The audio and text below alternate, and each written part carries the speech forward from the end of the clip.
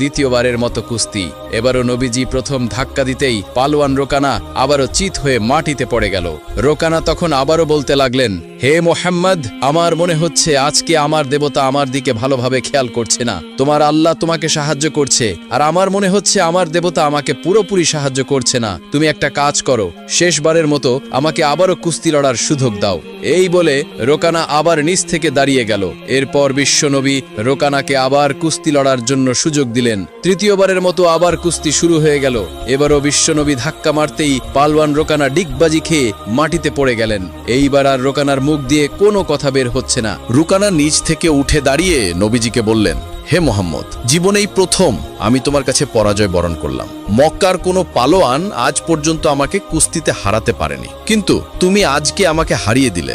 নিশ্চয়ই তোমার আল্লাহ তোমাকে সাহায্য করেছেন। হে মোহাম্মদ, আমার এখানে অনেক গরু, ছাগল, ভেড়া রয়েছে, তোমার যতগুলো ইচ্ছে এখান থেকে নিয়ে যাও। বিশ্বনবী তখন বললেন, হে রোকানা, তোমার সম্পদের আমার কোনো প্রয়োজন নেই, তবে জাহান্নাম থেকে যদি বাঁচতে চাও মুসলমান হয়ে যাও। রোকানা তখন বললেন, হে মোহাম্মদ, মুসলমান তো হয়েই যেতে পারি, কিন্তু লোকলজ্জার ভয়ে তা পারছি না। আজকে আমি যদি মুসলমান হয়ে যাই, তাহলে কালকে মক্কার সমস্ত লোকেরা বলাবলি করবে, এত বড় পালোয়ান মোহাম্মদের কাছে কুস্তিতে পরাজয় বরণ করে শেষ পর্যন্ত মুসলমান হয়ে গিয়েছে। বিশ্বনবী তখন বললেন, রোকানা, তাহলে থাকো তুমি তোমার সম্পদ নিয়ে, আমি চললাম। এই বলে নবীজি সামনের দিকে হাঁটতে হাঁটতে চলে গেলেন। কপাল পোড়া রোকানা লোক লজ্জার ভয়ে তার কপালে আর মুসলমান হওয়া জুটল না।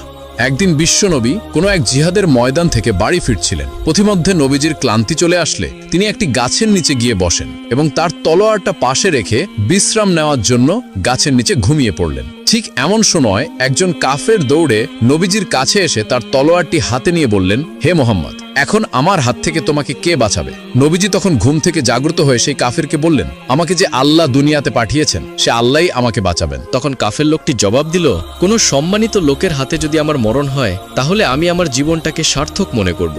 বিশ্বনবী এমন কথা শোনার পর ওই কাফের লোকটিকে মুক্ত করে দিয়ে বললেন, যাও, তোমাকে আমি ক্ষমা করে দিলাম, তুমি বাড়িতে চলে যাও। তখন কাফের লোকটি বাড়িতে চলে আসলো।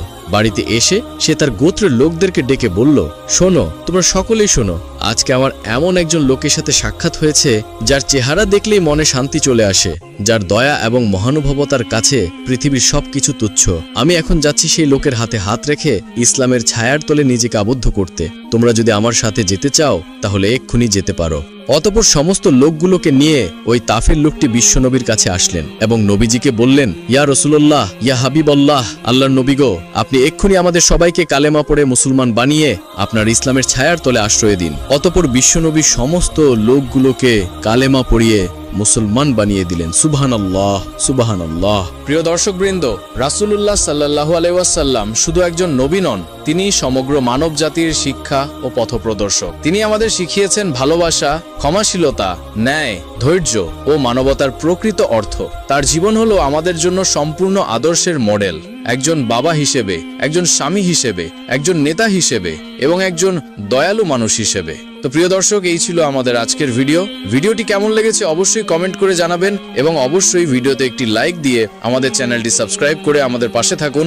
এবং আপনি কোন ধরনের কাহিনী শুনতে পছন্দ করেন তা আমাদেরকে অবশ্যই কমেন্টের মাধ্যমে জানান।